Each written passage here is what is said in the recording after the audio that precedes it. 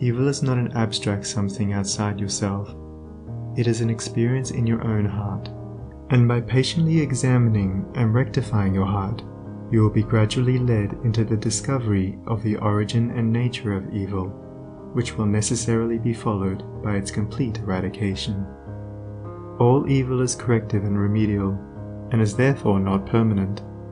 It is rooted in ignorance of the true nature and relation of things, and so long as we remain in that state of ignorance, we remain subject to evil.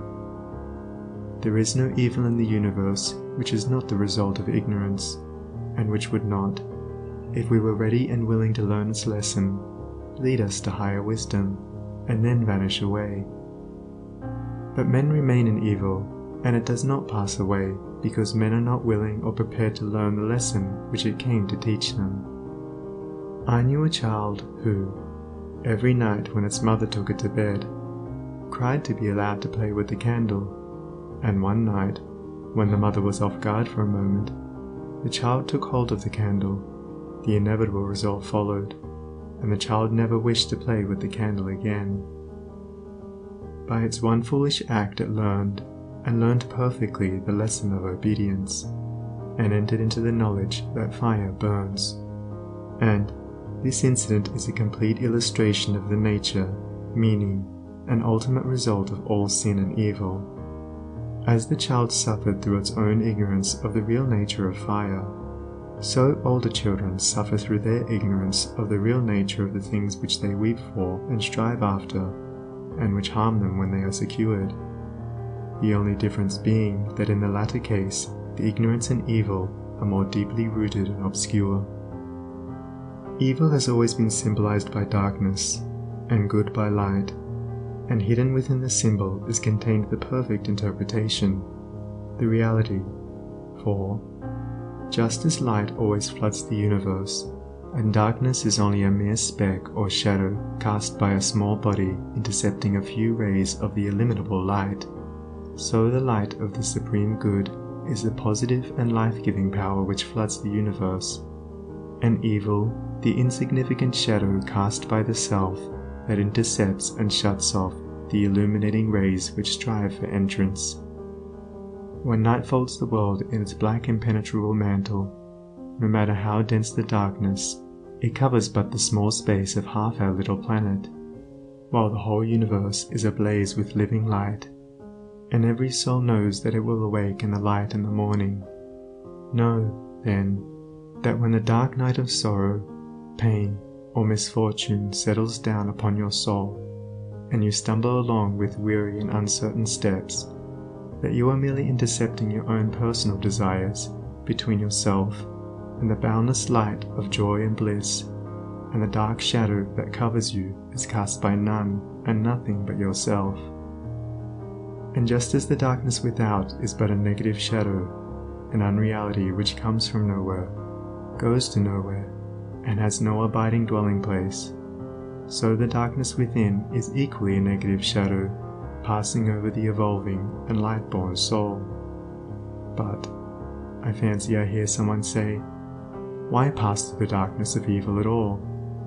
Because, by ignorance, you have chosen to do so, and because, by doing so, you may understand both good and evil, and may more appreciate the light by having passed through the darkness. As evil is the direct outcome of ignorance, so, when the lessons of evil are fully learned, ignorance passes away, and wisdom takes its place. But as a disobedient child refuses to learn its lessons at school, so it is possible to refuse to learn the lessons of experience, and thus remain in continual darkness, and to suffer continually recurring punishments in the form of disease, disappointment, and sorrow. He, therefore, who would shake himself free of the evil which encompasses him, must be willing and ready to learn, and must be prepared to undergo that disciplinary process without which no grain of wisdom or abiding happiness and peace can be secured.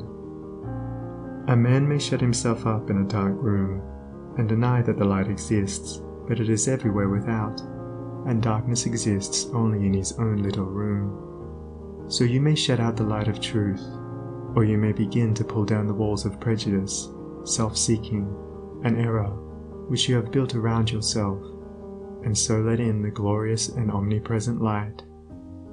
By earnest self-examination, strive to realize, and not merely hold as a theory, that evil is a passing phase, a self-created shadow, that all your pains, sorrows, and misfortunes have come to you by a process of undeviating and absolutely perfect law, have come to you because you deserve and require them, and that by first enduring, and then understanding them, you may be made stronger, wiser, nobler.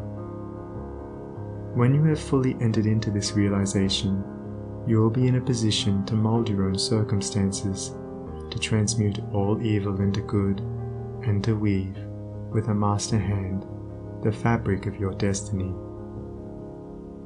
What of the night, O watchman, seest thou yet?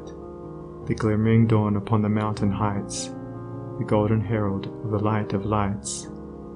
Are his fair feet upon the hilltop set? Cometh he yet to chase away the gloom, and with it all the demons of the night? Strike yet his darting rays upon thy sight? Hearest thou his voice, the sound of error's doom? The morning cometh, lover of the light. Even now he gilds with gold the mountain's brow. Dimly I see the path whereon even now his shining feet are set toward the night. Darkness shall pass away, and all the things that love the darkness and that hate the light shall disappear forever with the night. Rejoice, for thus the speeding herald sings.